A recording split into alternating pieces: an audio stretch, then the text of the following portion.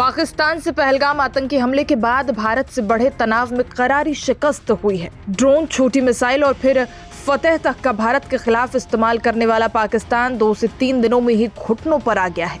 Ceasefire की गुहार लगाना और अमेरिका तक से दखल की मांग की।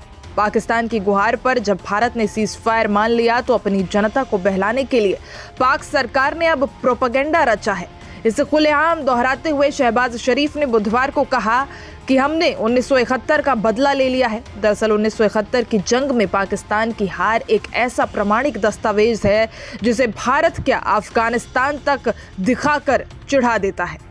आपको बता दें कि पाकिस्तान के प्रधानमंत्री शहबाज शरीफ बुधवार को सियालकोट में स्थित पसरूर आर्मी छावनी पहुंचे। 10 मई को हमले में इंडियन आर्मी ने इस आर्मी कैंप का रडार सिस्टम नष्ट कर दिया था। सैनिकों से मिलने आए पाकिस्तानी प्रधानमंत्री ने यहां पूरा ड्रामा किया। शहबाज शरीफ ने वही पुरानी बातें दोहराई और पाकिस्तानी सेना की कथित बहादुरी के राग गाए। अब शहबाज शरीफ ऐसा झूठ बोलने की कोशिश में जुटे हैं जिसमें 1971 की टीस को पाकिस्तानियों के बीच कम किया जा सके। वो बुधवार को सियालकोट के पसरूर आर्मी छावनी में थे। इस दौरान उन्होंने कई सैनिकों की पीठ ठोकी और कहा कि मैं रिटायरमेंट के बाद एक किताब लिखकर दुनिया को आपकी बहादुरी बताऊंगा। यही नहीं, इस दौरान सफेद झूठ बोलते हुए शहबाज शरीफ ने कहा कि हमने भारत के 26 मिलिट्री ठिकानों को टारगेट किया, जबकि एक तक भी पाकिस्तान नहीं पहुंच सका। न्यूयॉर्क टाइम्स अखबार ने भी सैटेलाइट तस्वीरों के माध्यम से साफ किया है कि इस जंग में भारत को खरोंच तक नहीं आई है, जबकि पाकिस्तान घुटनों पर था। शहबाज शरीफ ने कहा कि हमने 1971 का बदला भारत से लिया है। यही नहीं, उन्होंने दावा किया कि हमने भारत के कई राफेल एयरक्राफ्ट्स गिरा दिए। पीएम नरेंद्र मोदी की नकल करने पहुंचे शहबाज शरीफ घास फूस से लदे एक टैंकर पर चढ़ गए।